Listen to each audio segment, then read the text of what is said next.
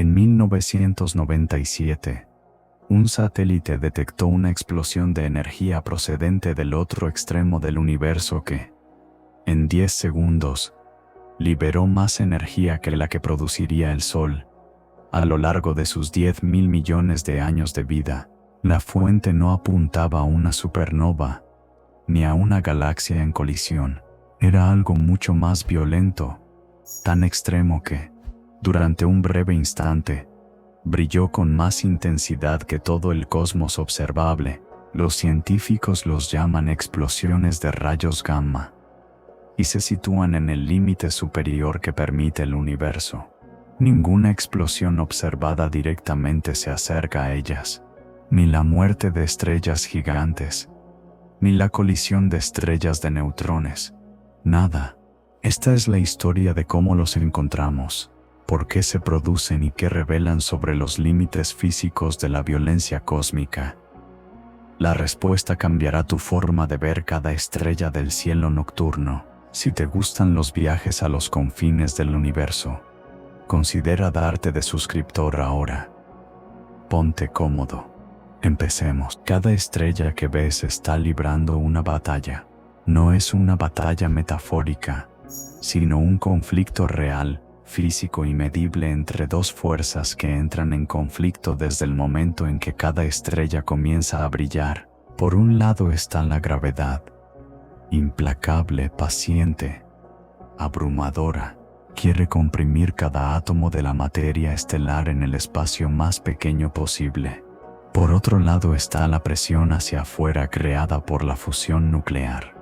La energía liberada cuando los átomos de hidrógeno chocan entre sí millones de veces. Los científicos llaman a este evento una supernova. Durante siglos, las supernovas fueron consideradas las explosiones más poderosas que el universo podía producir.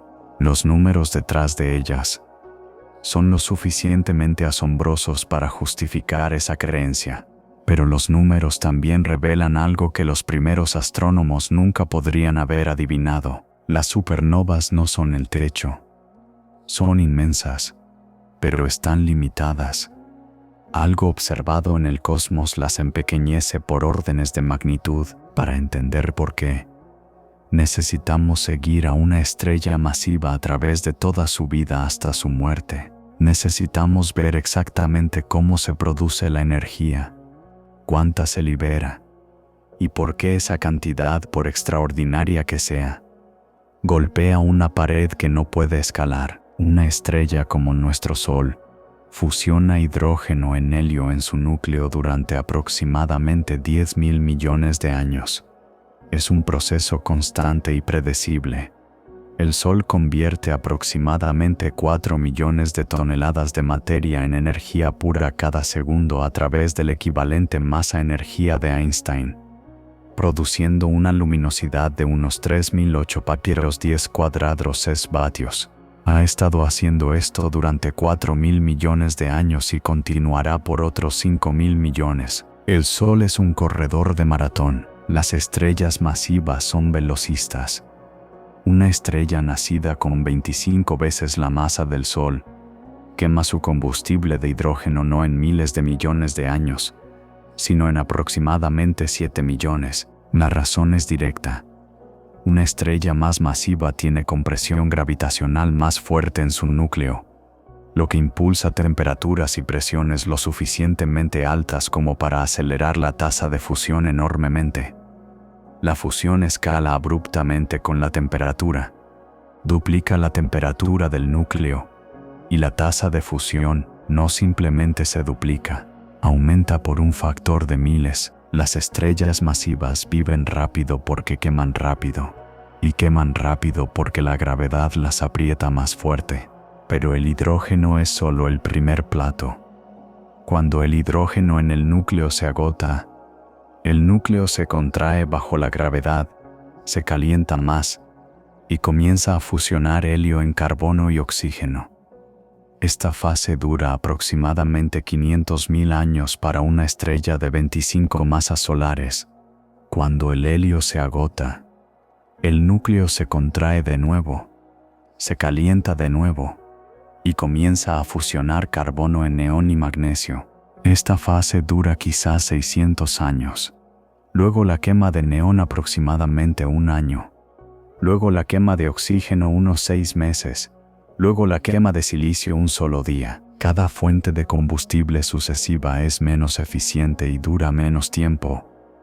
La estrella desarrolla una estructura similar a una cebolla con capas concéntricas de diferentes elementos quemándose a diferentes ritmos. El hierro se acumula en el núcleo como ceniza en un horno. Y el hierro es donde termina el camino. A diferencia de cada elemento que vino antes, el hierro no puede liberar energía a través de la fusión. Fusionar hierro requiere energía en lugar de producirla. En el momento en que el núcleo se llena de hierro, la estrella no tiene fuente de energía restante para resistir el colapso gravitacional. Lo que sigue se mide no en años o días, sino en milisegundos.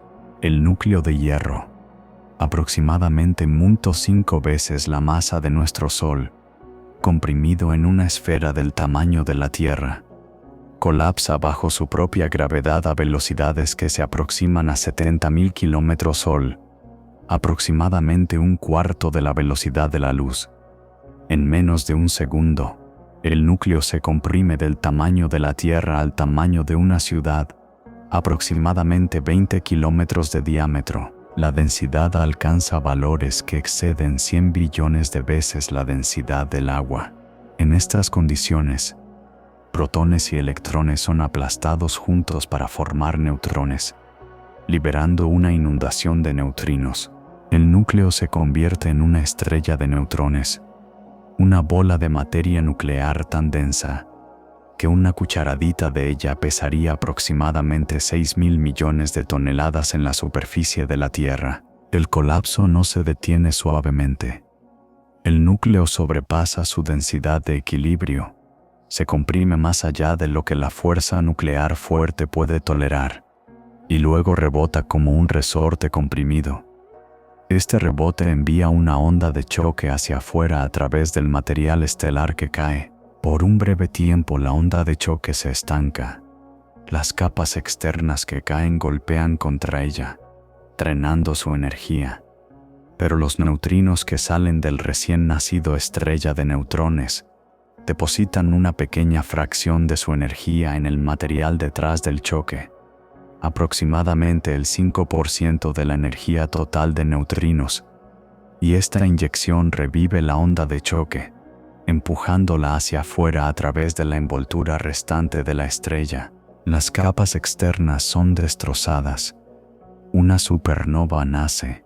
La energía total liberada durante este proceso es aproximadamente 3 capris 10 julios tas capris 100. Para ser precisos, esta cifra representa la energía de enlace gravitacional liberada durante la formación de la estrella de neutrones. La gran mayoría de esta energía, aproximadamente el 99%, es transportada por el estallido de neutrinos que acompaña el colapso del núcleo. Estas partículas fantasmales interactúan con la materia tan débilmente que fluyen a través de las capas externas de la estrella como si el material no estuviera allí, escapando al espacio en segundos. El 1% restante de la energía, aún una cifra enorme de aproximadamente 10,44 julios, va a la energía cinética del eyector en expansión y la luz visible que los astrónomos observan. Intentemos anclar ese número en algo tangible. Nuestro Sol produce aproximadamente 3,8 vapres 10 cuadrado Gc julios cada segundo. Para igualar la energía total liberada por una sola supernova, el Sol necesitaría quemar a su tasa actual durante aproximadamente 2,5 mil millones de años. Pero una supernova libera esa energía en segundos. La luminosidad pico de una supernova de colapso de núcleo puede alcanzar 10.000 millones de veces la luminosidad del Sol, haciéndola lo suficientemente brillante como para eclipsar la luz combinada de cada otra estrella en su galaxia anfitriona durante varias semanas. Sin embargo, necesitamos hacer una pausa aquí y establecer una distinción que será crítica para todo lo que sigue. Hay 3 formas diferentes en que la gente describe qué tan impresionante es una explosión cósmica, y estas 3 formas no miden lo mismo. Confundirlas lleva a conclusiones salvajemente inexactas. La primera es la energía total liberada. Esto cuenta cada julio de energía producida por el evento en todas las formas: luz visible, energía cinética del material eyectado, neutrinos, ondas gravitacionales, rayos X, ondas de radio. Miden la verdadera violencia física de la explosión. Esta es la métrica que importa cuando preguntamos cuál es la explosión más poderosa del universo. La segunda es la luminosidad pico o brillo aparente. Esto describe qué tan brillante aparece algo en un momento particular, a menudo desde un ángulo de visión particular. Un evento puede parecer cegadoramente luminoso desde una dirección y relativamente tenue desde otra si su energía está enfocada en un haz estrecho. Un evento también puede tener un presupuesto de energía total modesto pero aparecer extremadamente brillante por un instante fugaz, porque concentra su emisión en una ventana diminuta de tiempo. La tercera es el tamaño físico o escala. Algunas explosiones abarcan volúmenes enormes. Un remanente de supernova puede eventualmente extenderse a través de docenas de años luz, pero la extensión espacial no determina el poder. Un petardo es más pequeño que una fogata, pero nadie afirmaría que una fogata es más explosiva. A lo largo de esta historia, la pregunta que estamos respondiendo es esta: ¿cuál es la explosión más poderosa jamás directamente observada en el universo medida por la energía total liberada? No la más brillante en magnitud aparente, no la más grande en diámetro físico, la más poderosa. Esa es la única forma honesta de comparar explosiones cósmicas. La historia de la observación de supernovas da a esta pregunta peso personal. Los humanos han estado observando estrellas explotar durante casi 1000 años. En el año 154, astrónomos en China, y probablemente en el mundo árabe, y entre los pueblos ancestrales de lo que ahora es el suroeste americano, documentaron una brillante estrella nueva que apareció en el cielo cerca de la constelación que llamamos Tauro. Era lo suficientemente brillante para verla a plena luz del día durante 23 días consecutivos, y permaneció visible a simple vista por la noche durante casi 2 años antes de desvanecerse. Ese evento creó lo que ahora llamamos la nebulosa del Cangrejo, una nube de escombros en expansión de 6 años luz de ancho que aún brilla casi un milenio después. En su corazón se encuentra un púlsar, una estrella de neutrones, que gira rápidamente rotando aproximadamente 30 veces por segundo, barriendo haces de radiación a través del espacio como un faro. En 1572 Tycho Brahe dirigió sus instrumentos hacia otra brillante recién llegada en la constelación Casiopea. Sus mediciones meticulosas del brillo cambiante de la estrella y su posición ayudaron a desmantelar la antigua creencia aristotélica de que los cielos más allá de la luna eran fijos y eternos. Aquí estaba la prueba de que el cosmos podía cambiar violentamente y sin advertencia. 32 años después, en 106-104, Johannes Kepler observó otra supernova, la última en ser visible a simple vista desde dentro de nuestra propia galaxia.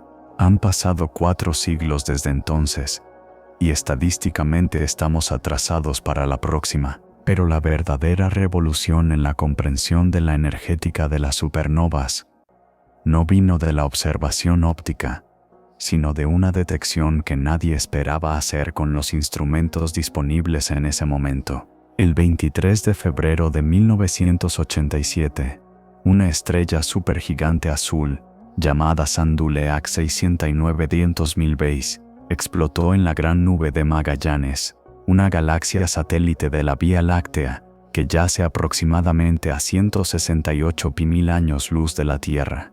El evento, designado SN 1987A, Fue la supernova observada más cercana desde el avistamiento de Kepler casi 400 años antes. SN 987A produjo algo sin precedentes. La primera detección confirmada de neutrinos de una explosión estelar. 3 detectores subterráneos, Kamiokande Seido en Japón.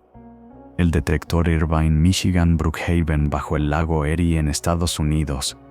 Y el observatorio de neutrinos Baksan en la Unión Soviética, registraron un total combinado de aproximadamente 24 neutrinos llegando durante un lapso de unos 13 segundos. El número suena ridículamente pequeño.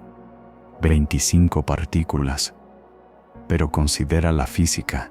Los neutrinos son tan reacios a interactuar con la materia, que aproximadamente 65.000 millones de ellos del propio Sol pasan a través de cada centímetro cuadrado de tu piel, cada segundo sin tocar un solo átomo. Detectar incluso 25 desde un evento a 168.000 años luz de distancia requirió enormes tanques subterráneos llenos de miles de toneladas de agua ultrapurificada, protegida de la interferencia de rayos cósmicos por cientos de metros de roca. Esas 24 detecciones confirmaron que el colapso del núcleo había liberado aproximadamente 3 cables 10 julios de energía, solo en neutrinos, coincidiendo con las predicciones teóricas con precisión sorprendente. Fue uno de los grandes triunfos de la astrofísica del siglo XX. SN 987A también sorprendió a los científicos al revelar que las supergigantes azules podían explotar como supernovas. Los modelos previos predecían que solo las estrellas supergigantes rojas en la fase final hinchada de su evolución sufrirían colapso de núcleo. Sanduliak, Mana 690.000 Voth había sido una estrella azul compacta y caliente, no la gigante roja hinchada que todos esperaban. El descubrimiento forzó revisiones importantes a la teoría de evolución estelar y demostró que las estrellas masivas siguen caminos más variados hacia la muerte de lo que nadie había asumido. Hoy, décadas después, el remanente de SN 19987A continúa expandiéndose y evolucionando. El telescopio espacial Hubble y el telescopio espacial James Webb han fotografiado un anillo brillante de material alrededor del sitio de explosión, gas expulsado por la estrella progenitora en las decenas de miles de años antes de su muerte, ahora siendo golpeado e iluminado por la onda de choque de la supernova. Estas observaciones proporcionan un laboratorio en tiempo real para estudiar cómo las supernovas interactúan con sus alrededores y siembran el espacio interestelar con elementos pesados. Ese proceso de siembra no es una nota al pie menor. Es la razón por la que existes. Cada elemento más pesado que el hierro en la tabla periódica, oro, platino, uranio, yodo, fue producido principalmente en las condiciones extremas de supernovas y eventos relacionados. Los elementos pesados más ligeros, hasta incluyendo el hierro, fueron forjados dentro de la estrella durante su vida y luego esparcidos al espacio por la explosión. El calcio en tus huesos fue fabricado dentro de una estrella que murió antes de que nuestro sistema solar se formara. El hierro que transporta oxígeno a través de tu torrente sanguíneo fue forjado en un núcleo estelar que colapsó hace miles de millones de años. Sin supernovas, no habría planetas rocosos, ni química compleja, ni biología. La violencia de la muerte estelar es paradójicamente el prerequisito para todo lo que consideramos vivo.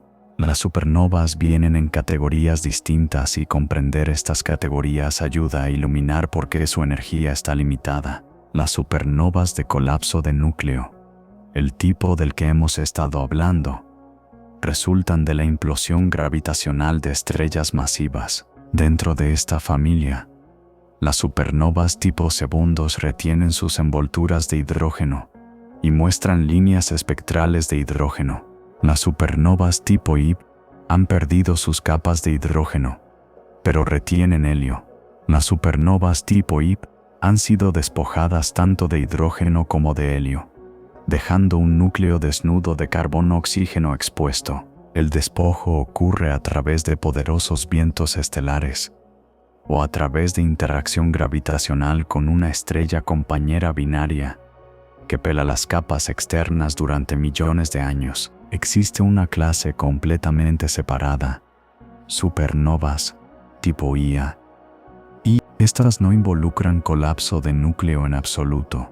En cambio, ocurren en sistemas estelares binarios, donde una enana blanca, el remanente compacto de una estrella de masa baja intermedia, acumula material de una compañera hasta que su masa excede el límite de Chandrasekhar, aproximadamente 4 masas solares. En este umbral, la presión de degeneración de electrones ya no puede soportar la enana blanca contra el colapso gravitacional.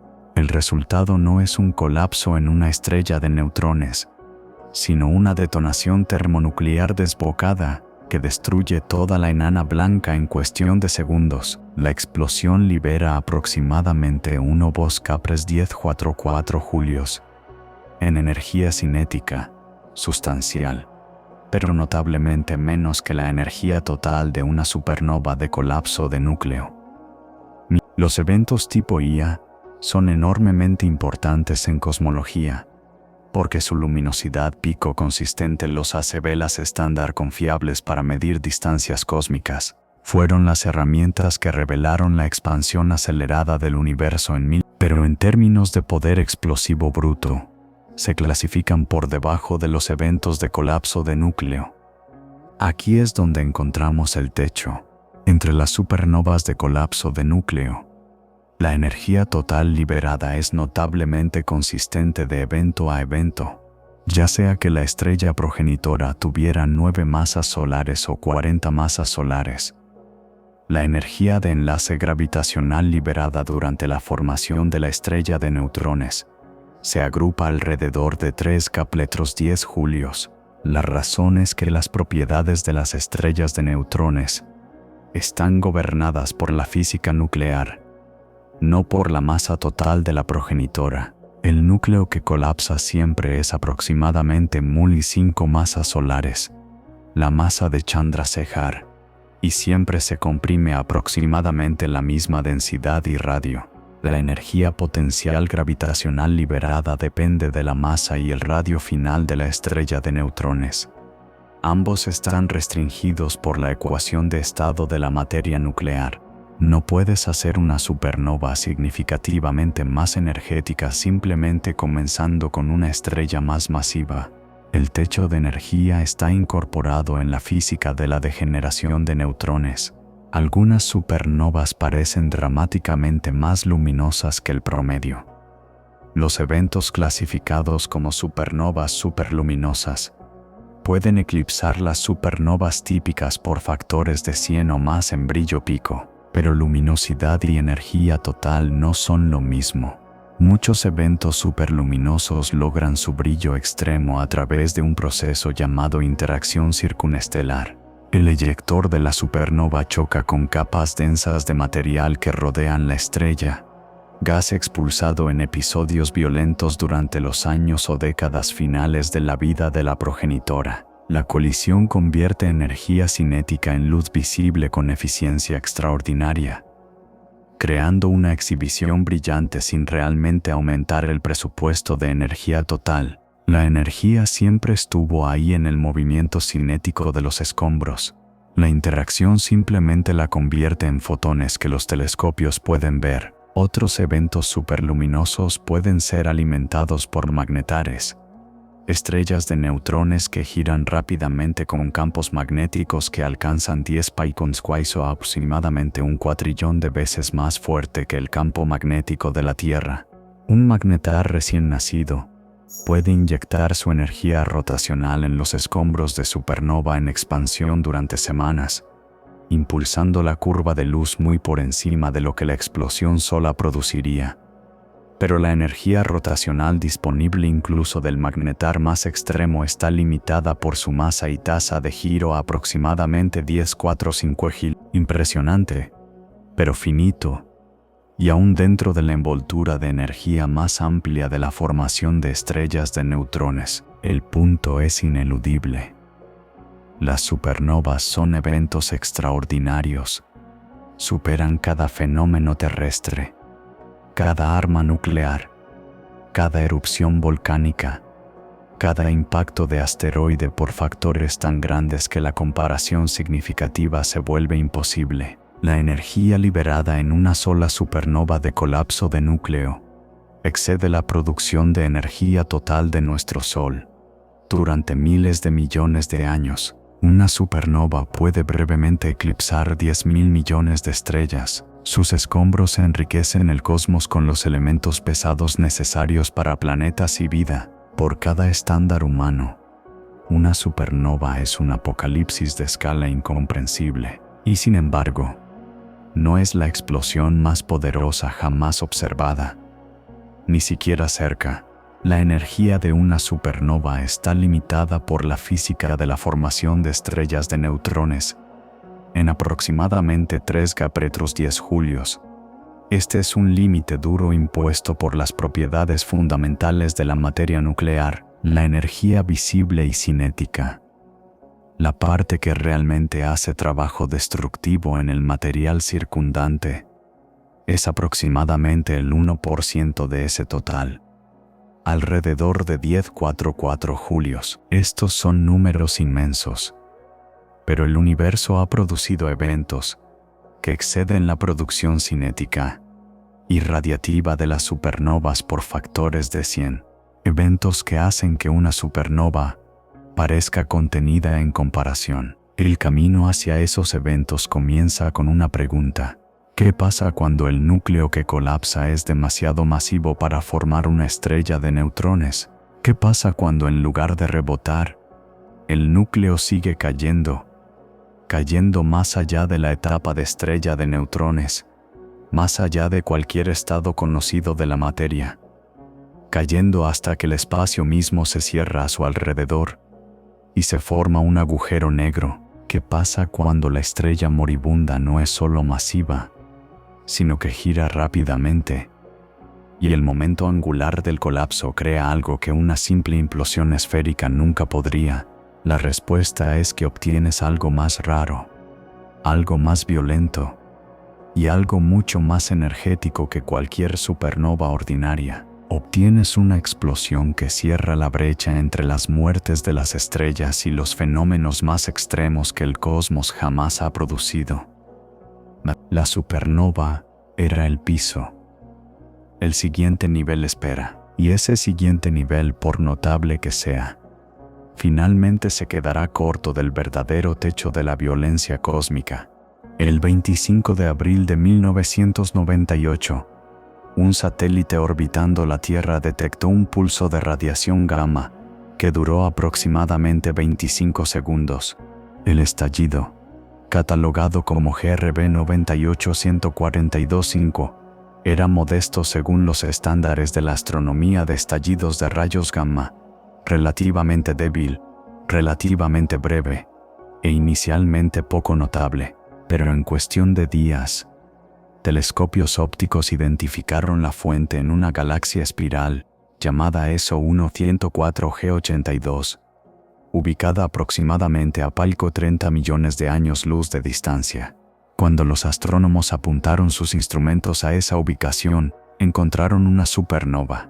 Y era diferente a todo lo que habían visto. La supernova fue designada SN 1998b. Sus líneas espectrales estaban grotescamente ensanchadas, difuminadas a través de longitudes de onda de una manera que indicaba que el material eyectado se movía a velocidades que se acercaban a 30.000 kilómetros. Eso es aproximadamente 1/10 de la velocidad de la luz. Las supernovas ordinarias eyectan su material al 3,5% de la velocidad de la luz. Lo que sea que le hubiera pasado a esta estrella había sucedido con mucha más violencia de lo que la muerte estelar estándar podía explicar. La luminosidad pico era aproximadamente 10 veces mayor que una supernova típica tipo IC. La energía cinética implícita por las velocidades de expansión calculada combinando las velocidades medidas con estimaciones de la masa eyectada, resultó ser aproximadamente 3 Capres 10,4 julios. Compara eso con los aproximadamente 10,4 julios de energía cinética liberada por una supernova de colapso de núcleo ordinaria, SN 109098W. Llevaba 30 veces más golpe cinético. En un campo donde las diferencias de energía de un factor de 2 provocan seria investigación teórica, un factor de 30 exigía una categoría completamente nueva. Los científicos le dieron a esa categoría un nombre. La llamaron hipernova. El término había sido propuesto antes en discusiones teóricas, pero SN 109098W le dio dientes observacionales. Aquí estaba la prueba de que algunas muertes estelares operaban en un régimen fundamentalmente más energético que cualquier cosa previamente documentada, y la conexión con un estallido de rayos gamma, por débil que fuera ese estallido en particular, insinuaba una relación entre estas explosiones extremas y los fenómenos de alta energía más misteriosos del cosmos. Esa pista eventualmente se convertiría en una certeza, pero en 1998, el panorama completo aún estaba emergiendo.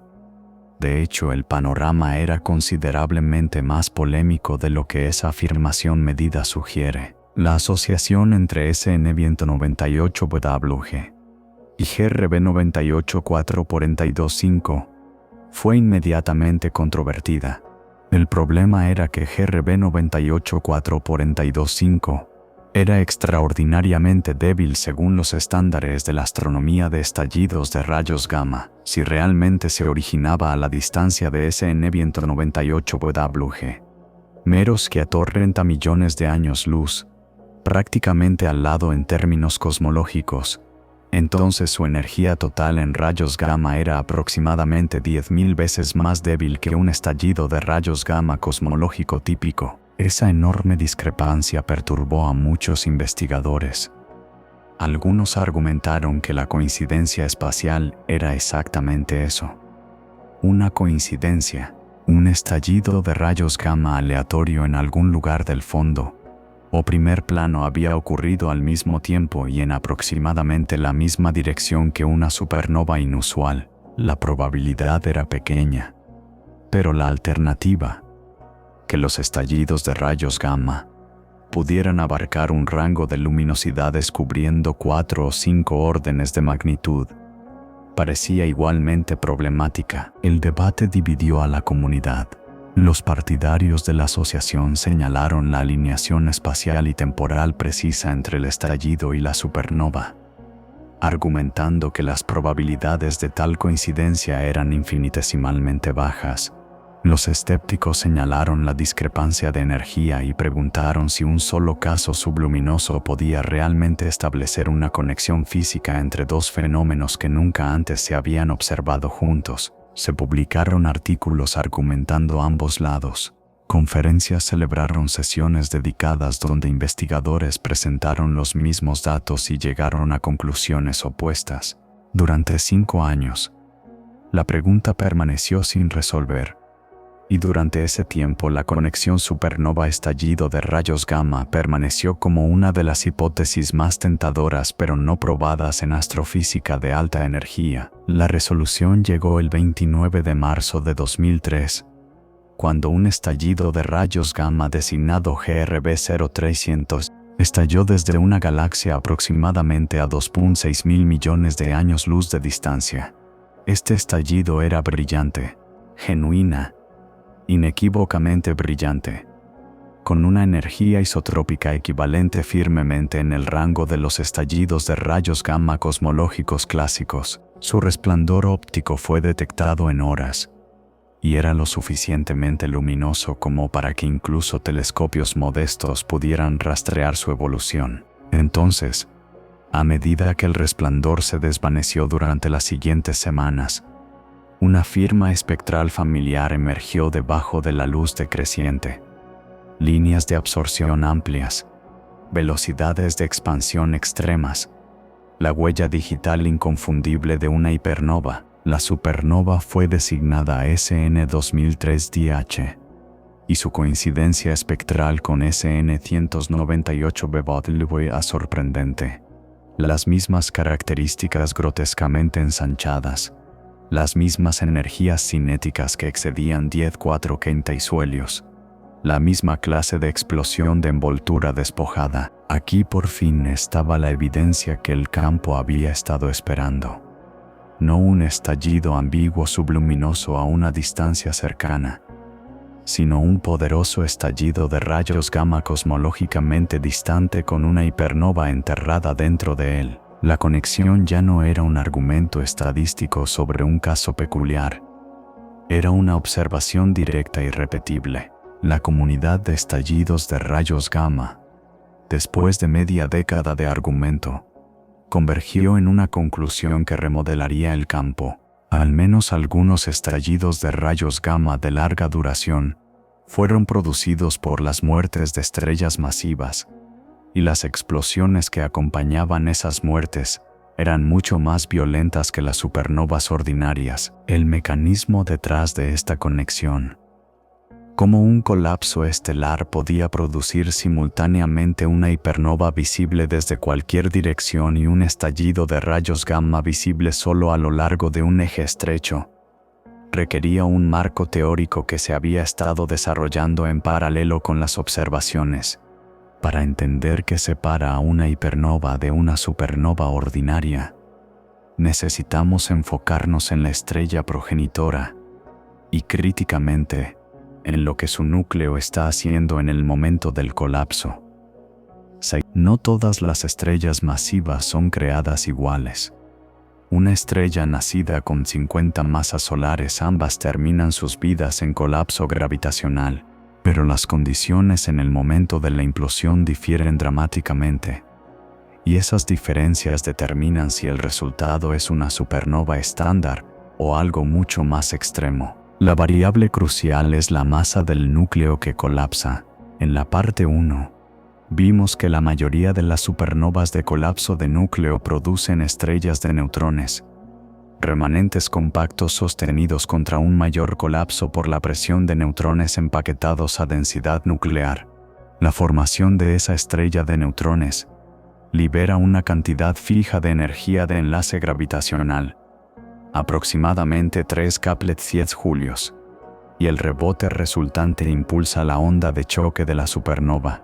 Pero las estrellas de neutrones tienen una masa máxima, por encima de aproximadamente 2 a 2.5 masas solares. El valor preciso depende de la ecuación de estado aún incierta de la materia ultradensa. Ninguna cantidad de presión de degeneración de neutrones puede resistir la gravedad. El núcleo no rebota, no se estabiliza, sigue colapsando, pasando completamente por la etapa de estrella de neutrones, hasta que se forma un agujero negro. Esto cambia todo sobre la explosión. Cuando se forma un agujero negro en lugar de una estrella de neutrones, no hay superficie dura para generar un rebote limpio. El núcleo no rebota en el sentido tradicional.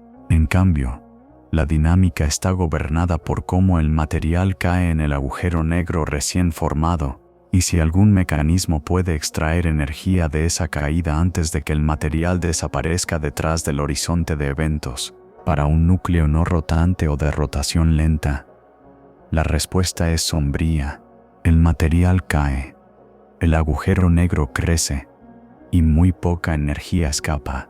Podrías no obtener una explosión en absoluto, solo una desaparición tranquila llamada supernova fallida, donde la estrella colapsa y desaparece del cielo sin fanfarria. Pero para un núcleo que gira rápidamente, la física cambia radicalmente.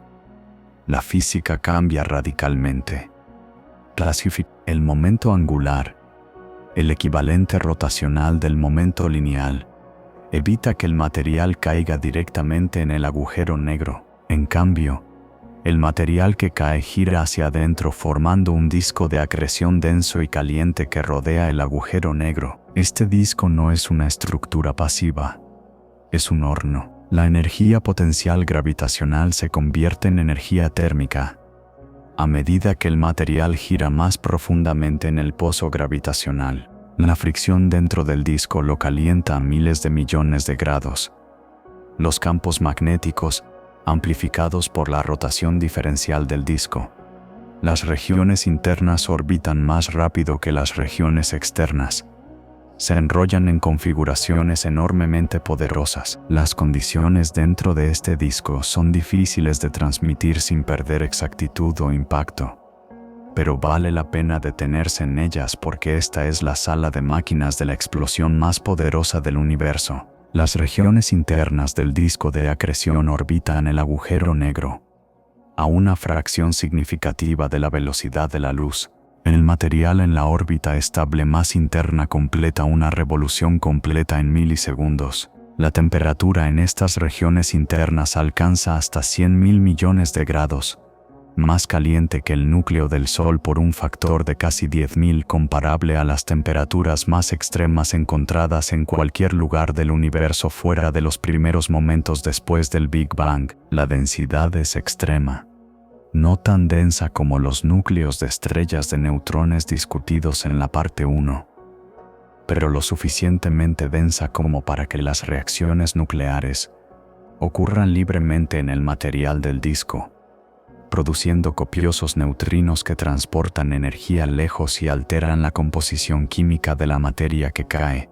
La densidad de energía en el disco interno desafía comparación con cualquier cosa en astrofísica normal. La energía contenida en cada centímetro cúbico de esta región, combinando energía térmica, energía magnética, presión de radiación y la energía cinética del movimiento orbital, excede la densidad de energía en el centro de nuestro Sol por factores de billones. El disco contiene masas solares de tal material, todo girando hacia adentro, todo convirtiendo energía potencial gravitacional en calor y radiación y furia magnética mientras cae. El proceso completo se desarrolla en una escala de tiempo que parece absurda para un evento de esta magnitud. El disco de acreción consume material a una tasa de hasta 1/10 parte de una masa solar por segundo, y en algunos modelos varias veces eso. Para apreciar lo que significa incluso la cifra inferior, 1/10 parte de la masa del Sol devorada y procesada en el tiempo que toma tomar un solo respiro. Ningún otro proceso astrofísico conocido opera a esta tasa. Incluso los agujeros negros supermasivos más voraces en los centros de galaxias activas, consumiendo estrellas enteras durante semanas y meses, son pausados en comparación. El disco colapsar es un frenesí breve que todo lo consume. Unas pocas masas solares de material procesadas a través del mecanismo de extracción de energía más eficiente del universo en un lapso de segundos a minutos. Cuando el material disponible se agota, el motor central se apaga. Los jets que impulsaba comienzan a avanzar con su propio impulso, y el evento efectivamente ha terminado. La ventana de producción de energía extrema es breve, pero lo que emerge de esa ventana es diferente a todo lo demás en el universo observado. La amplificación del campo magnético dentro del disco es igualmente notable. La rotación diferencial enrolla las líneas de campo más apretadas con cada órbita, amplificando la densidad de energía magnética hasta que se aproxima a la equipartición con la energía térmica y cinética del material del disco. En este punto, el campo magnético ya no es un jugador menor en la dinámica. Se convierte en un elemento estructural del sistema capaz de redirigir flujos masivos de plasma, extrayendo energía rotacional del propio agujero negro y canalizando vastas cantidades de energía a lo largo del eje rotacional donde las líneas de campo convergen.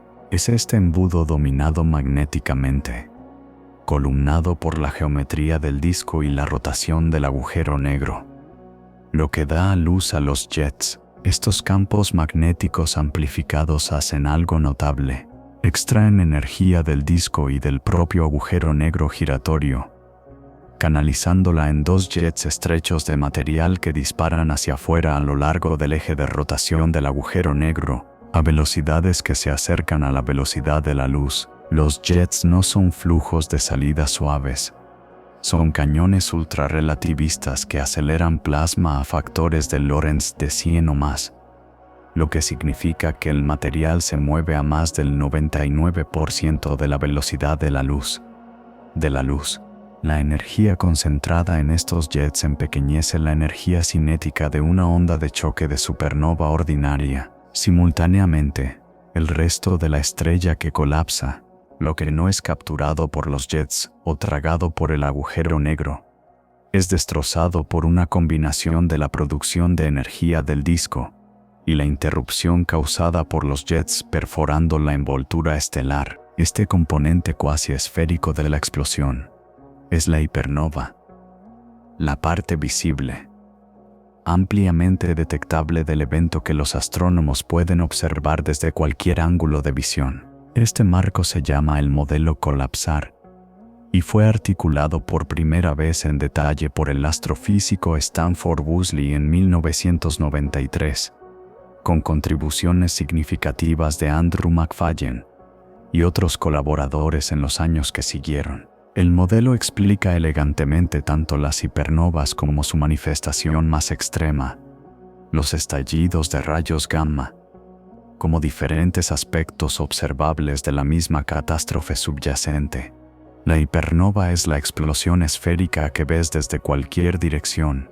El estallido de rayos gamma es el jet columnado que ves solo si estás mirando directamente por el cañón.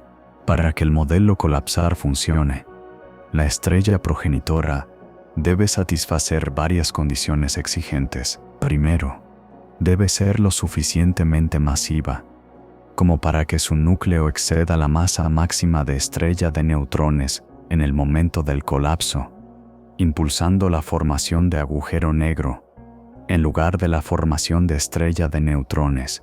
Esto generalmente requiere una progenitora nacida con al menos 30 a 40 masas solares, aunque el umbral exacto depende de cuánta masa pierde la estrella durante su vida a través de vientos estelares. Segundo, la estrella debe haber desprendido sus envolturas externas de hidrógeno y helio antes del colapso. Si las envolturas permanecen, presentan demasiado material para que los jets perforen. Los jets se estancan dentro de la estrella. Su energía se termaliza y absorbe, y no escapa ningún estallido de rayos gamma. La progenitora debe ser una estrella despojada, lo que los astrónomos llaman una estrella Wolf-Rayet, exponiendo su núcleo desnudo de carbono-oxígeno. Las estrellas Wolf-Rayet merecen un momento de atención, porque están entre los objetos más extremos en astronomía estelar, y casi nadie fuera del campo ha oído hablar de ellas. Una estrella Wolf-Rayet típica retiene entre 10 y 50 veces la masa del Sol, habiendo ya desprendido una fracción sustancial de su masa de nacimiento, y su temperatura superficial oscila entre aproximadamente 30.000 a más de 200.000 grados, haciendo incluso las estrellas Wolf-Rayet más frías varias veces más calientes que la superficie del Sol. Irradian con una luminosidad cientos de miles de veces mayor que la solar. Si reemplazaras el Sol con una estrella Wolf-Rayet, la Tierra no sería simplemente inhabitable, sería esterilizada, su atmósfera despojada, su superficie reducida a escoria fundida en horas. Pero la característica definitoria de una estrella Wolf-Rayet no es su brillo, es su autodestrucción. Estas estrellas impulsan vientos de tal ferocidad que pierden masa a tasas aproximadamente 1.000 millones de veces mayores que el viento solar. El material fluye de la superficie a velocidades de 1.000 a 3.000 kilómetros de hora, lo suficientemente rápido como para cruzar la distancia de la Tierra a la Luna en unos minutos, llevándose una fracción significativa de la masa restante de la estrella durante solo unos cientos de miles de años. El material expulsado forma vastas nebulosas brillantes que rodean la estrella, capas y burbujas de gas ionizado que pueden abarcar docenas de años luz, esculpidas en filamentos y arcos por el flujo implacable. Las imágenes del Hubble de nebulosas Wolf-Rayet revelan algunas de las estructuras visualmente más dramáticas en la galaxia. Sin embargo, estas son simplemente las capas externas descartadas de una estrella que se está comiendo viva desde afuera hacia adentro. Los espectros de las estrellas Wolf-Rayet son instantáneamente reconocibles, donde la mayoría de los espectros estelares muestran líneas de absorción estrechas, muescas oscuras donde longitudes de onda específicas de luz son absorbidas por la atmósfera estelar. Los espectros Wolf-Rayet están dominados por líneas de emisión amplias y brillantes. Las líneas están ensanchadas por el efecto Doppler del material moviéndose a enormes velocidades en todas direcciones, y brillan en emisión en lugar de absorción porque el viento mismo es tan caliente y denso que irradia copiosamente. Los astrónomos clasifican las estrellas Wolf-Rayet en subtipos según qué líneas de emisión dominan. Las estrellas Oblong muestran líneas fuertes de nitrógeno, mientras que las estrellas OWS y OWO muestran carbono y oxígeno, reflejando cuán profundamente los vientos estelares han excavado en los productos de la quema nuclear. Una estrella WCOWO ha sido despojada hasta las capas donde la quema de helio ha convertido el material original en carbono y oxígeno, precisamente el núcleo desnudo que el modelo colapsar requiere.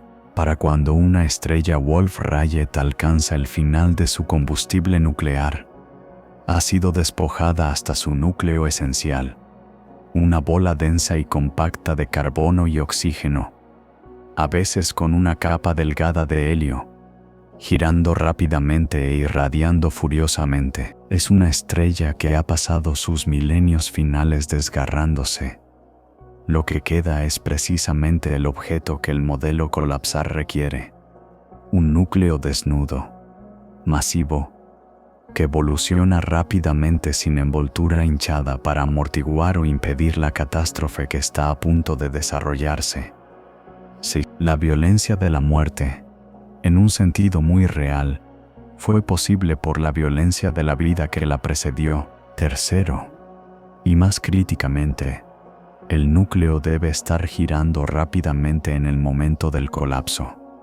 Este es el requisito que hace que las hipernovas sean raras. La mayoría de las estrellas masivas nacen girando rápidamente, pero pierden momento angular a lo largo de sus vidas. Los vientos estelares transportan material lejos de la superficie, y ese material lleva momento angular consigo. El acoplamiento magnético entre el núcleo estelar y la envoltura puede transferir momento angular hacia afuera, ralentizando la rotación del núcleo.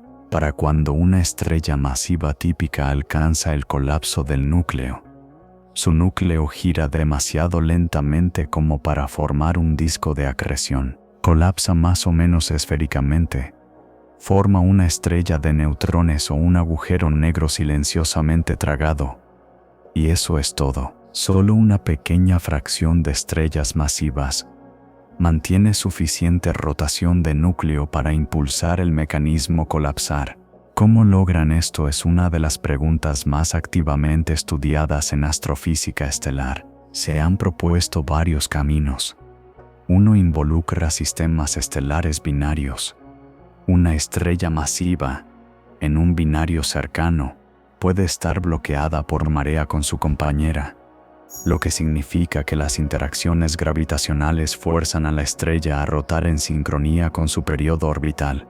Si el periodo orbital es lo suficientemente corto, esta rotación impuesta puede mantener el núcleo estelar girando rápidamente a pesar de los efectos de frenado de los vientos y los campos magnéticos. Adicionalmente, la transferencia de masa entre compañeras binarias puede acelerar una estrella. El material acrecido de una compañera transporta momento angular que se deposita en la estrella receptora, acelerando su rotación. Otro camino involucra evolución químicamente homogénea en estrellas con metalicidad muy baja, lo que significa que contienen muy pocos elementos más pesados que el helio. Los vientos estelares son mucho más débiles, porque el mecanismo de impulso del viento depende de las interacciones de fotones con átomos de metal en la atmósfera estelar. Menos metales significan vientos más débiles, menos pérdida de masa y menos pérdida de momento angular.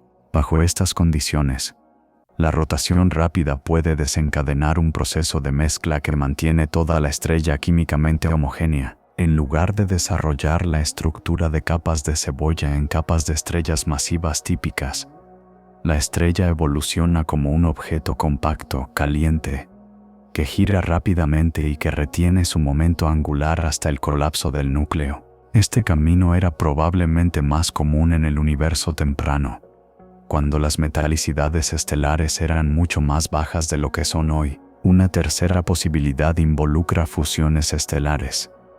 Dos estrellas masivas en un binario apretado pueden espiralar una hacia la otra y fusionarse, creando una sola estrella que gira rápidamente y muy masiva. La fusión inyecta enorme momento angular en el objeto resultante, potencialmente preparando el escenario para un colapsar miles de millones de años después cuando la estrella fusionada finalmente alcanza el final de su combustible nuclear. Cada uno de estos caminos es plausible. Cada uno tiene apoyo teórico de simulaciones por computadora de evolución estelar binaria y evolución de estrella única a baja metalicidad, pero todos requieren condiciones iniciales específicas y algo inusuales, lo que explica por qué las hipernovas son enormemente más raras que las supernovas ordinarias. Las estimaciones sugieren que nuestra galaxia produce aproximadamente 1 a 2 supernovas de colapso de núcleo por siglo, pero una hipernova podría ocurrir solo una vez cada varios cientos de miles de años en una galaxia del tamaño de la Vía Láctea. Algunas estimaciones empujan el intervalo aún más largo. Estos eventos son genuinamente raros, lo suficientemente raros como para que ninguna hipernova confirmada haya sido observada dentro de nuestra propia galaxia en la historia registrada. Las hipernovas confirmadas que se han estudiado en detalle todas se comparten una firma observacional distintiva. Se clasifican como supernovas tipo Pimode de línea ancha. Tipo Pimode porque carecen de hidrógeno y helio en sus espectros, confirmando que la progenitora era una estrella despojada.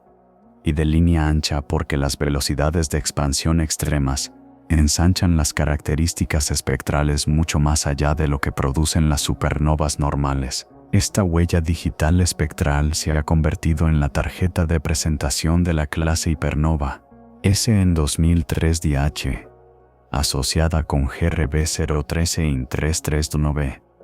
Proporcionó la segunda confirmación importante de la conexión hipernova estallido de rayos gamma.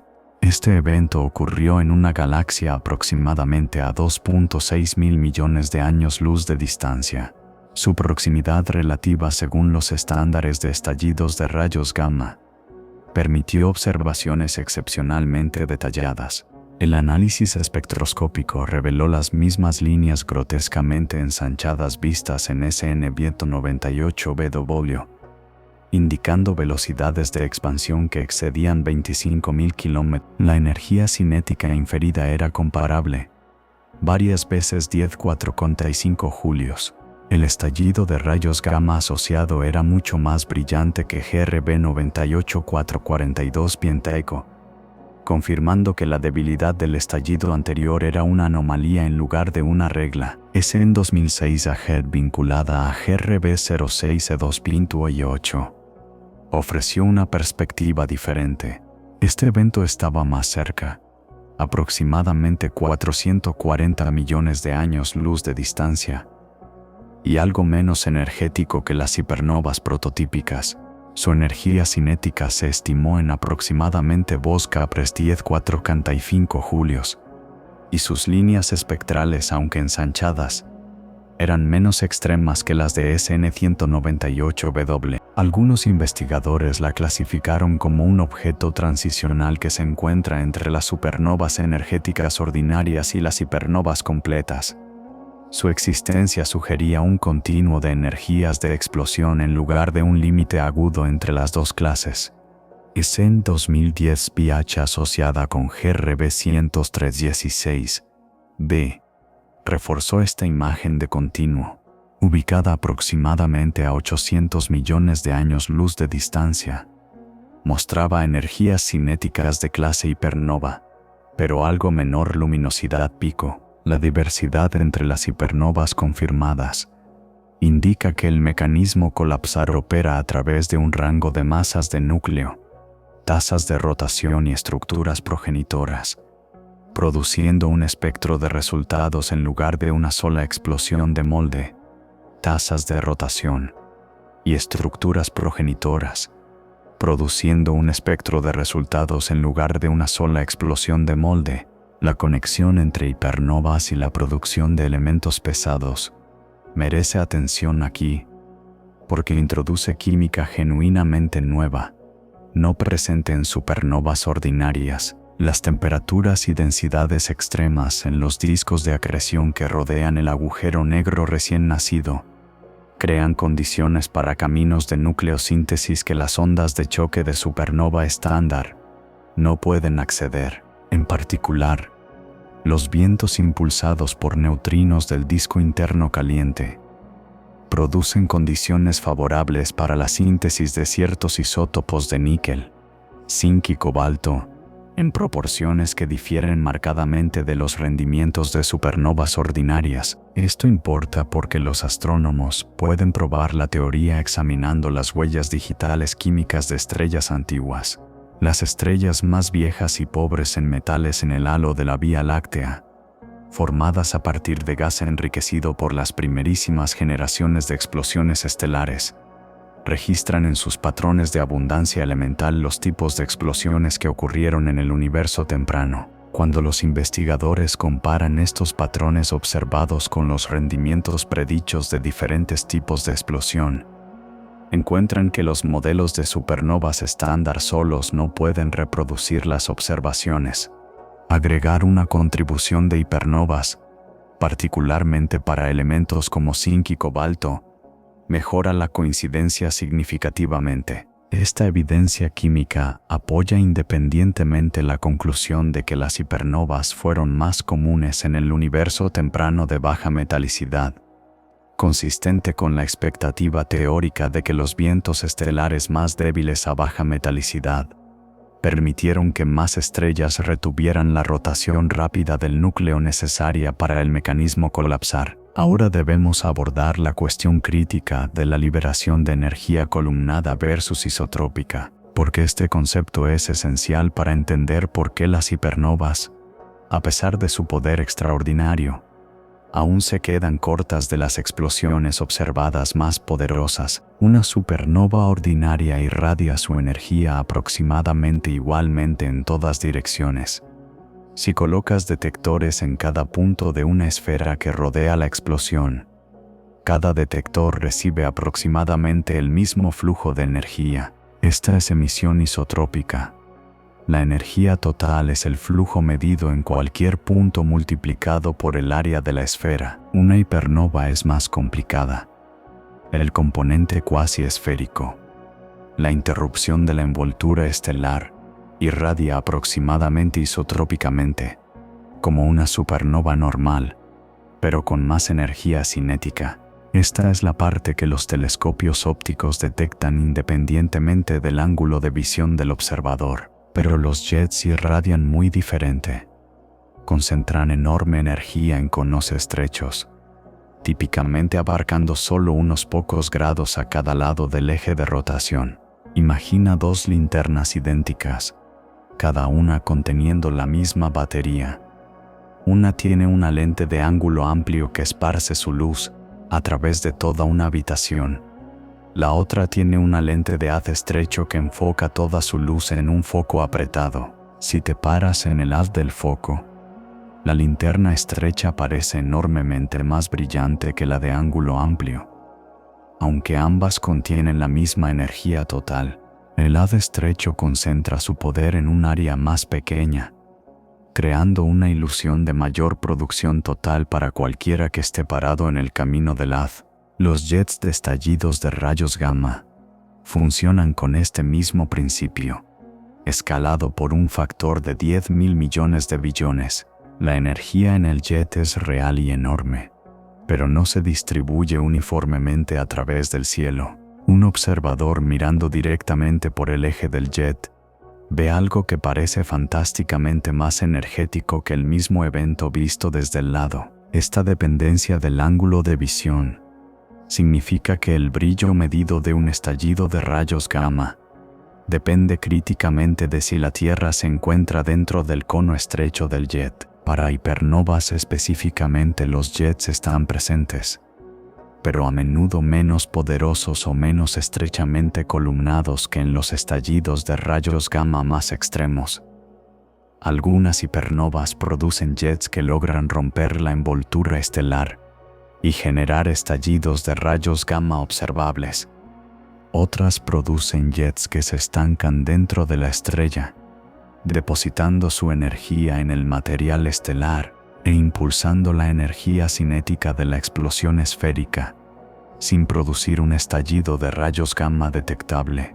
Estas hipernovas de jet ahogado aparecen como supernovas inusualmente energéticas desde afuera, pero revelan su origen impulsado por jet a través de sus estructuras de escombros esféricos y velocidades de expansión extremas. El presupuesto de energía de una hipernova, combinando la explosión cuasi esférica y la contribución del jet, típicamente cae en el rango de 10⁻⁴ a 10⁻⁷ julios en energía cinética.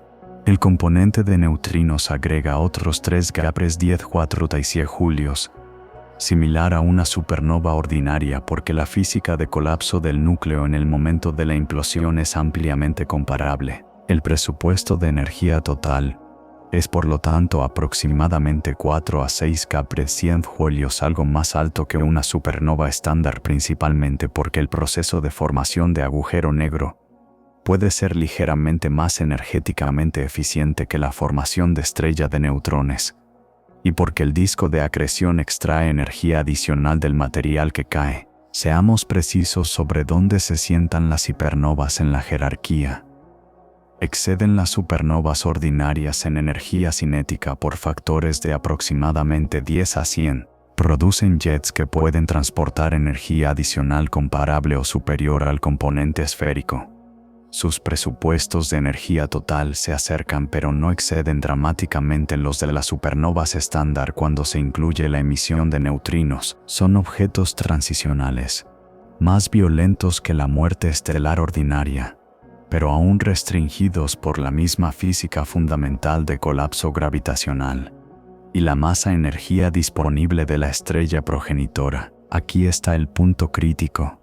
La energía cinética de una hipernova, 10⁻⁴ a 10⁻⁷ julios, es extraordinaria, pero cuando los jets de una hipernova son lo suficientemente fuertes, lo suficientemente estrechos y sostenidos lo suficientemente largo como para liberarse de la envoltura estelar y dirigir su energía directamente hacia un observador distante, el resultado es algo que parece trascender todo lo que hemos discutido. El observador no ve una supernova ligeramente más energética. El observador ve algo que parece liberar 10⁻⁻27 julios o más en radiación electromagnética pura en segundos.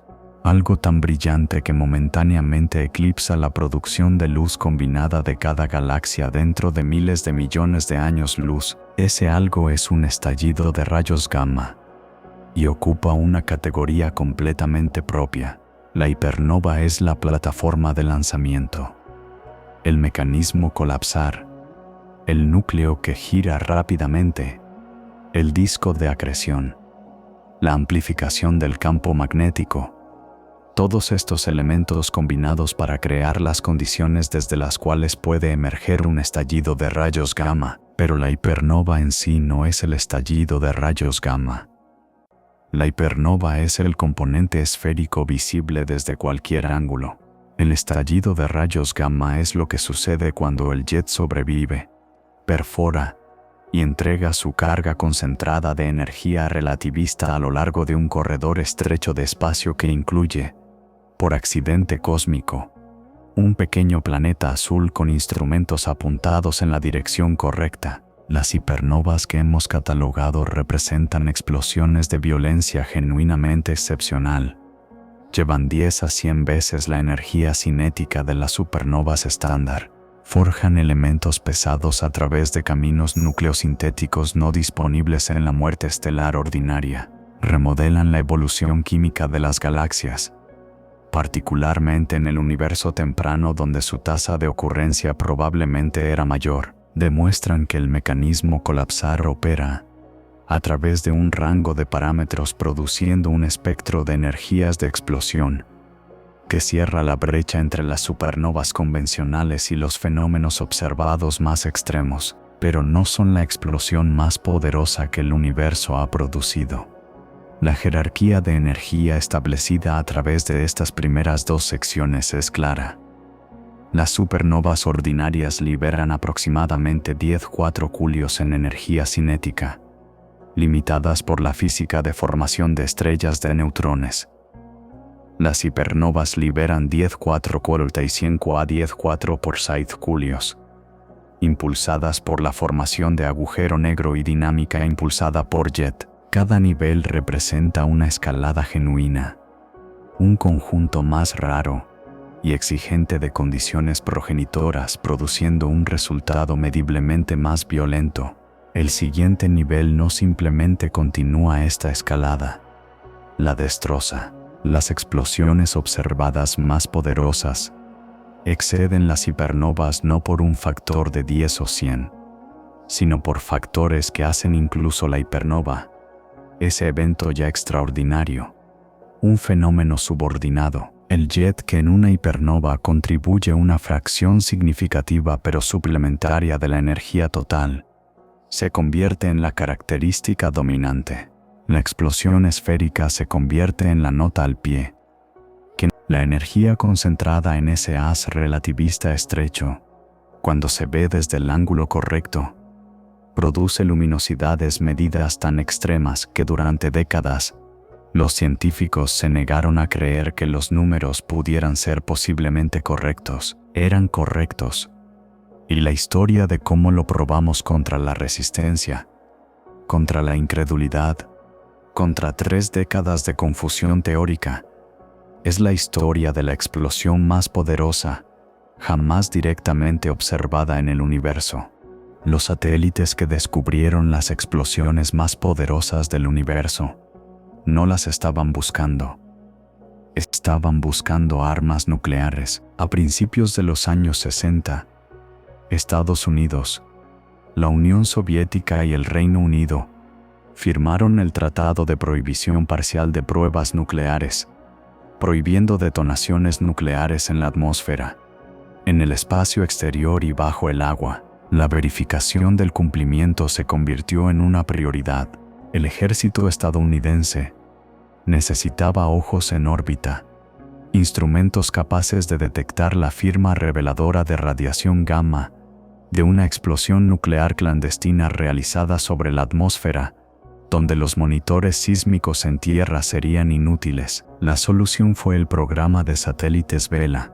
Entre 1963 y 1970, se lanzaron 12 satélites Vela en pares, cada uno llevando detectores de rayos gamma, sensores de rayos X y contadores de neutrones optimizados para reconocer la firma de doble destello de una detonación nuclear en el espacio. El 2 de julio de 1967, los satélites Vela 3 y Vela 4 registraron algo inesperado. Un pulso breve e intenso de radiación gamma barrió sus detectores. La señal no coincidía con la firma de un arma nuclear. El destello era demasiado corto, el perfil espectral estaba mal, y críticamente, el análisis de tiempo entre los dos satélites indicaba que la fuente no estaba cerca de la Tierra. Los rayos gamma habían llegado desde el espacio profundo, desde una dirección que apuntaba lejos de nuestro planeta, lejos del Sol, lejos de cualquier cosa en el sistema solar. Los analistas en el Laboratorio Nacional Los Álamos marcaron la detección, pero no pudieron explicarla. Durante los siguientes años, los satélites Vela registraron 15 más de estos misteriosos destellos de rayos gamma. Cada uno llegaba sin advertencia. Duraba entre una fracción de segundo y aproximadamente 30 segundos, y parecía originarse desde una dirección aleatoria en el cielo. No dos venían de la misma ubicación. Las fuentes no se estaban repitiendo. Lo que sea que estuviera produciendo estos estallidos, lo hacía una vez, y luego se quedaba en silencio para siempre. Los datos permanecieron sin publicar durante 6 años. En 1973, Ray Klebsadel, Ian Strong y Roy Olson publicaron las observaciones en un artículo histórico en el Astrophysical Journal, anunciando la detección de 16 estallidos cósmicos de rayos gamma de origen desconocido. El artículo era medido, cauteloso y técnico. Su impacto fue sísmico. En meses, astrofísicos teóricos de todo el mundo comenzaron a proponer explicaciones para estos destellos misteriosos. Lo que siguió fue uno de los debates más largos y contenciosos en la historia de la astronomía moderna. El problema central era la distancia. Los detectores de rayos gamma en los años 70 y 80 podían decirte aproximadamente cuándo ocurrió un estallido y aproximadamente de qué dirección venía, pero no podían medir qué tan lejos estaba la fuente. Y la distancia lo era todo. Si los estallidos de rayos gamma se originaban dentro de nuestra propia galaxia a distancias de miles a decenas de miles de años luz, entonces la energía requerida para producir el brillo observado era grande, pero no extraordinaria. Docenas de procesos astrofísicos conocidos podrían potencialmente explicarlos: terremotos de estrellas de neutrones, eventos de reconexión magnética en superficies estelares, cometas impactando objetos compactos. La lista de modelos viables era larga y variada, pero si los estallidos venían de distancias cosmológicas, de galaxias a miles de millones de años luz de distancia, entonces la energía implícita por su brillo aparente se volvía casi incomprensible. El mismo brillo observado a 1000 veces la distancia demanda 1.000.000 de veces la luminosidad intrínseca. A distancias cosmológicas, los estallidos de rayos gamma necesitarían liberar más energía en segundos de lo que nuestro Sol produce en toda su vida de 10.000 millones de años. Esa posibilidad parecía tan extrema que muchos científicos respetados simplemente se negaron a considerarla. El debate se cristalizó en 1995 en una discusión científica pública, deliberadamente modelada sobre el famoso debate Shapley-Curtis de 1920, que había concernido si las nebulosas espirales eran parte de la Vía Láctea o galaxias separadas por derecho propio. En este eco moderno, el astrónomo Donald Lamb argumentó que los estallidos de rayos gamma se originaban dentro del halo de nuestra galaxia, distantes pero no absurdamente. Bohdan Paczynski argumentó que eran cosmológicos, originándose en galaxias a través del universo observable. Ambos presentaron evidencia convincente. Ninguno pudo entregar un golpe decisivo. El campo permaneció estancado. La frustración en ese punto se había acumulado durante más de 2 décadas, desde la publicación del artículo original de Klebsadel en 1973. Los teóricos habían propuesto más de 100 modelos para explicar los estallidos de rayos gamma. La lista iba desde plausible hasta exótica: terremotos de estrellas de neutrones, colisiones entre cometas y estrellas de neutrones, evaporación de agujeros negros primordiales, transiciones de fase en interiores de estrellas de neutrones, llamaradas en estrellas cercanas y docenas más. Sin una medición de distancia, ninguno podía ser descartado definitivamente. El campo se había convertido, en palabras de un observador frustrado, en un tema donde el número de modelos teóricos excedía el número de restricciones observacionales por un cómodo margen. Carreras enteras se habían pasado estudiando estos objetos, Y después de 22 años, la pregunta más básica sobre ellos, ¿qué tan lejos están?, permanecía sin respuesta. Mientras tanto, una pieza crítica de evidencia había fortalecido silenciosamente el caso cosmológico. El instrumento BATSE a bordo del Observatorio de Rayos Gamma Compton de la NASA, operativo desde 1991, había registrado más de 1000 estallidos de rayos gamma para mediados de los 90.000 objetos ólicos cuenzando sólito. Su distribución a través del cielo era sorprendentemente uniforme. Los estallidos venían de cada dirección sin preferencia por el plano de la Vía Láctea, sin concentración hacia el centro galáctico, sin agrupación alrededor de ninguna estructura galáctica conocida. Una población de objetos dentro de nuestra galaxia casi inevitablemente mostraría alguna correlación con la geometría del disco o halo de la galaxia. La isotropía del catálogo BATSE era exactamente lo que esperarías de fuentes dispersas uniformemente a través del universo distante. Era evidencia circunstancial poderosa, pero no era prueba. Modelos inteligentes de halo galáctico podían reproducir la uniformidad observada si el halo era lo suficientemente grande y la distribución de fuente estaba cuidadosamente ajustada. Los modelos requerían ciertas suposiciones que golpearon a muchos físicos como artificiales.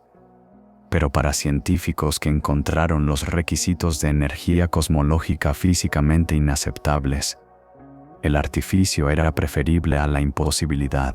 Los números de energía a distancias cosmológicas eran simplemente demasiado grandes para que algunos investigadores los aceptaran.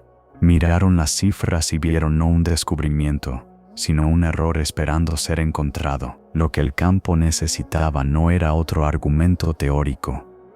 Necesitaba una sola medición inequívoca de distancia.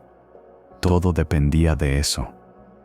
Hasta mis mansiones por la Cintia, el estancamiento fue roto no por argumento teórico, sino por una sola observación de un satélite que casi no fue construido. Beposax era un satélite italiano-holandés de astronomía de rayos X lanzado en abril de 1000. Llevaba un conjunto de cámaras de campo amplio, capaces de detectar estallidos de rayos gamma, y críticamente, una matriz de telescopios de rayos X de campo estrecho, que podían ser apuntados hacia la ubicación del estallido en horas. Esta combinación permitía algo que ningún instrumento anterior podía lograr: localización rápida y precisa de la posición de un estallido de rayos gamma en el cielo, lo suficientemente precisa para que los telescopios ópticos en tierra buscaran una contraparte visible. El 28 de febrero de 1997, Beposax detectó GRB 972228. En 8 horas, sus telescopios de rayos X identificaron una fuente de rayos X que se desvanecía en la posición del estallido. Los telescopios ópticos en tierra encontraron una contraparte de luz visible que se desvanecía. El primer resplandor óptico de un estallido de rayos gamma jamás detectado. La imagen profunda reveló que el resplandor se encontraba dentro de una galaxia tenue y distante. Las mediciones espectroscópicas de esa galaxia produjeron un corrimiento al rojo de aproximadamente 0.7, colocándola aproximadamente a 8.000 millones de años luz de la Tierra. El campo cosmológico había ganado. Los estallidos de rayos gamma eran extragalácticos. Venían de a través del universo observable. Y eso significaba que las cifras de energía eran reales. En meses, un segundo estallido confirmó el resultado más allá de toda duda. GRB 975M8, detectado el 8 de mayo de 1997, produjo un resplandor óptico cuyo espectro directamente produjo un corrimiento al rojo de 0.835, aproximadamente 7.000 millones de años luz. La medición era inequívoca. El estallido se había originado en una galaxia tan distante que su luz había estado viajando durante más de la mitad de la edad actual del universo. A esa distancia, El brillo observado implicaba una producción de energía isotrópica equivalente que excedía 10^105 cuadradergios.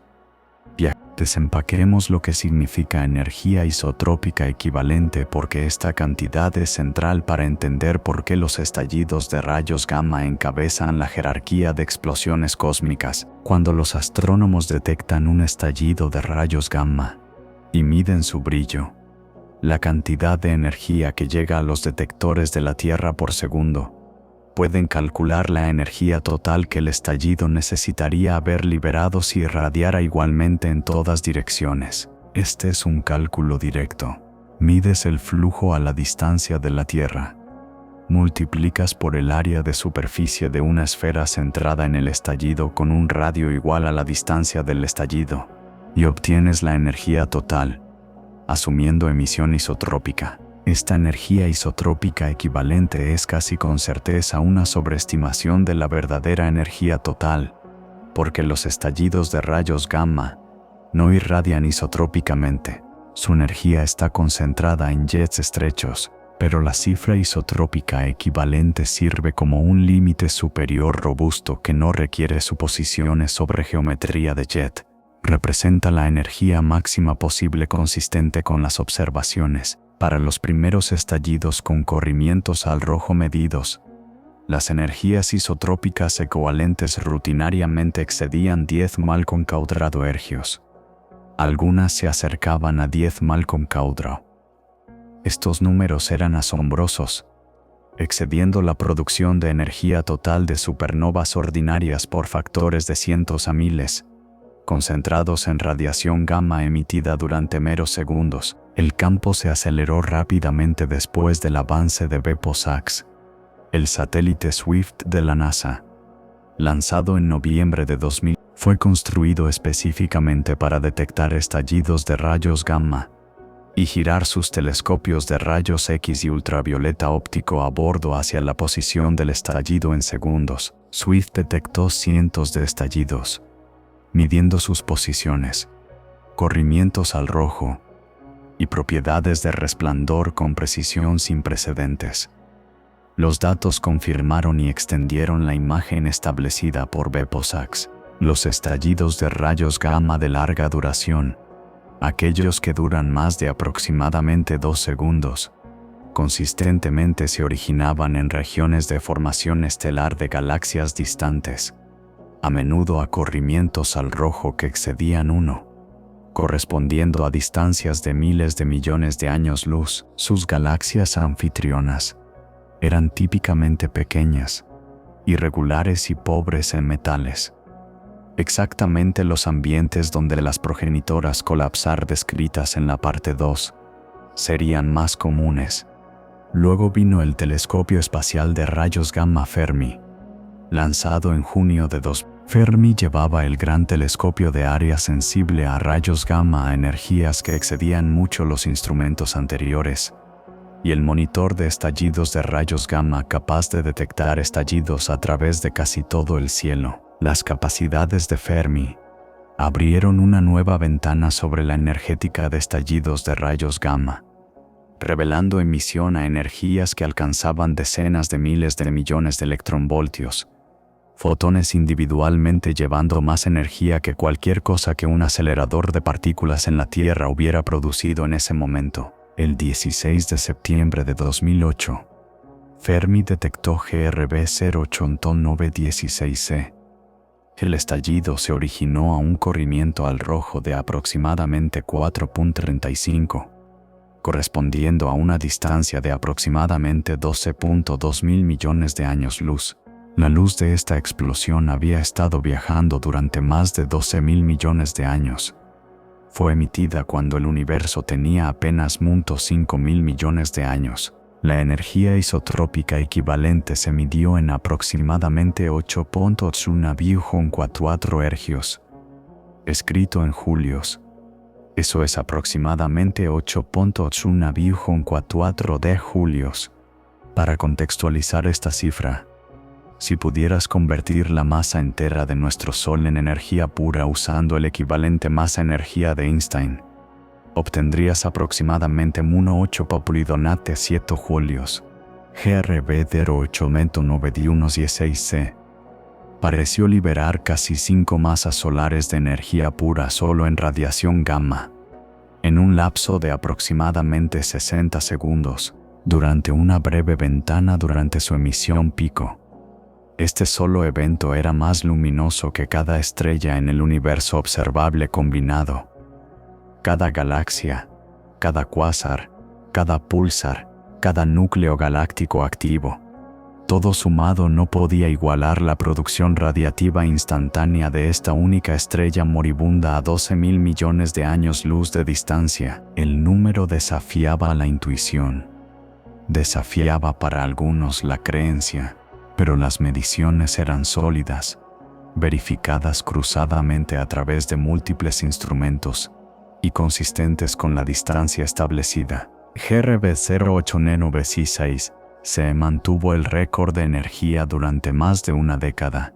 Luego, el 9 de octubre de 2022 produjo un evento que redefinió lo que los astrónomos pensaban que era posible. GRB 200.110M9A estalló desde una fuente aproximadamente a 2.4 mil millones de años luz de distancia, mucho más cerca que GRB 089116C, pero aún una enorme distancia cosmológica. Su proximidad combinada con su poder intrínseco creó un brillo observado tan extremo que abrumó casi cada detector de rayos gamma en órbita. El monitor de estallidos de rayos gamma Fermi se saturó.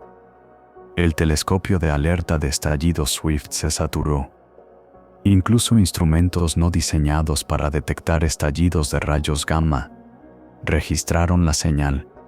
El estallido ionizó la atmósfera superior de la Tierra mediblemente, afectando la propagación de ondas de radio en la superficie del planeta. Un efecto físico directo de una explosión a 2.4 mil millones de años luz de distancia.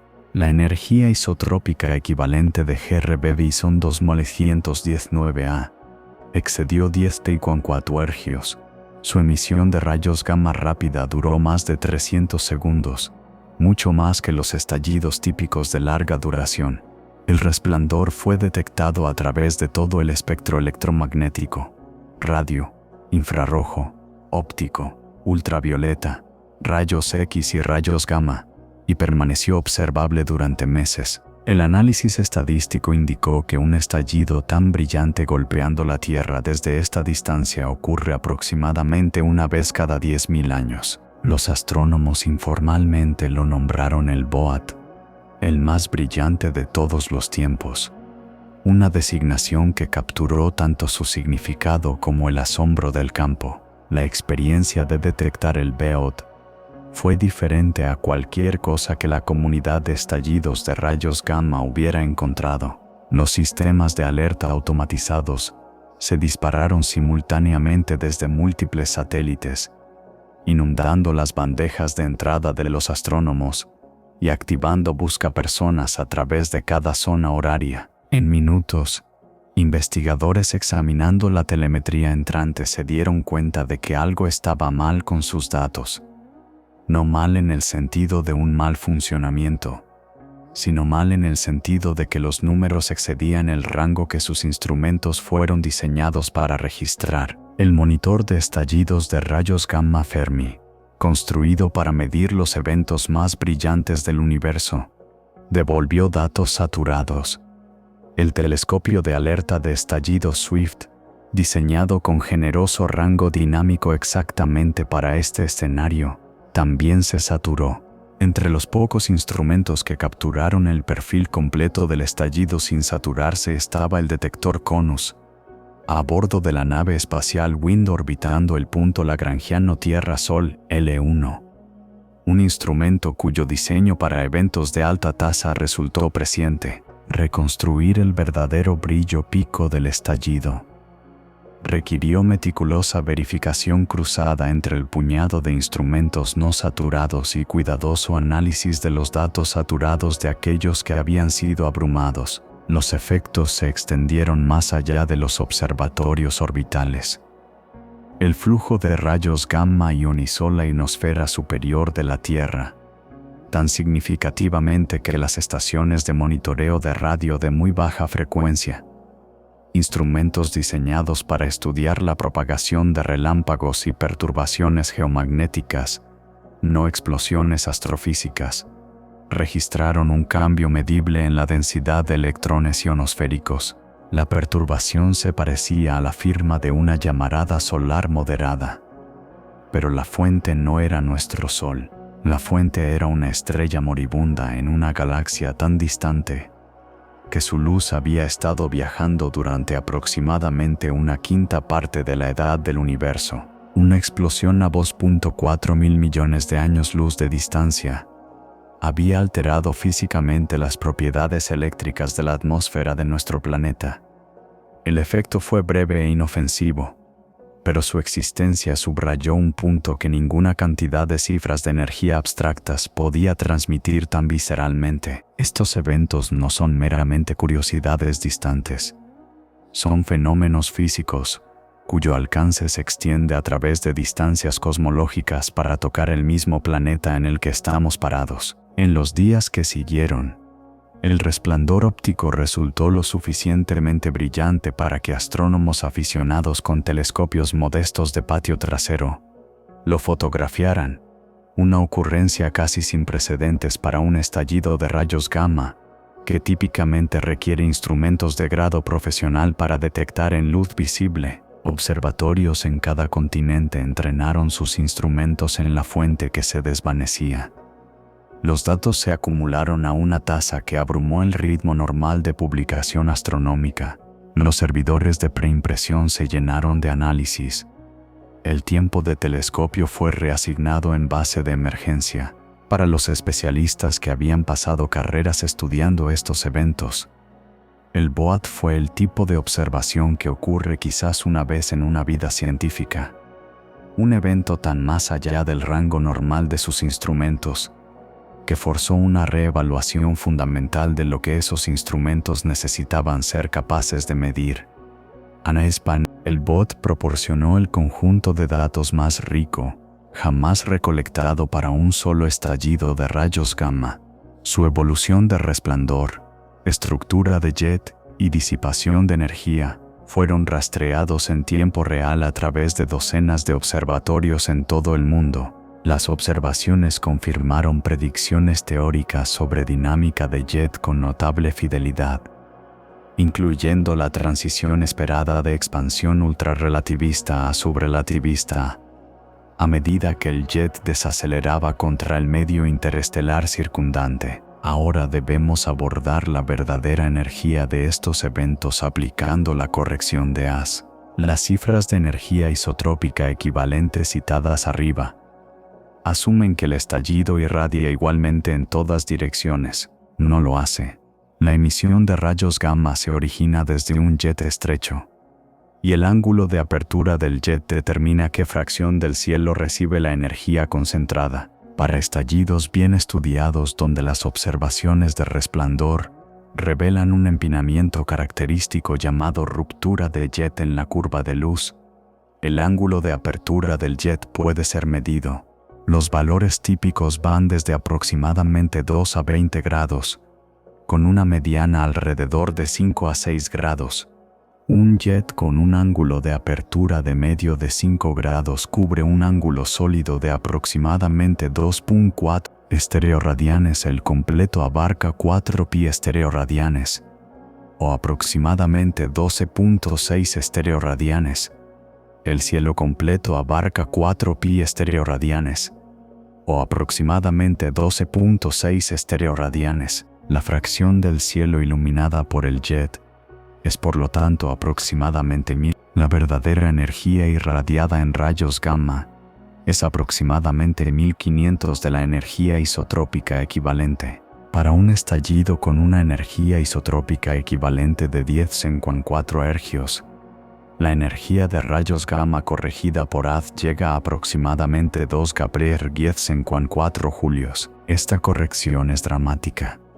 Reduce la energía de rayos gamma de una cifra aparentemente imposible a una que, aunque aún enorme, puede ser acomodada por el presupuesto de energía del modelo colapsar, pero la emisión de rayos gamma representa solo un componente de la producción total de energía del jet.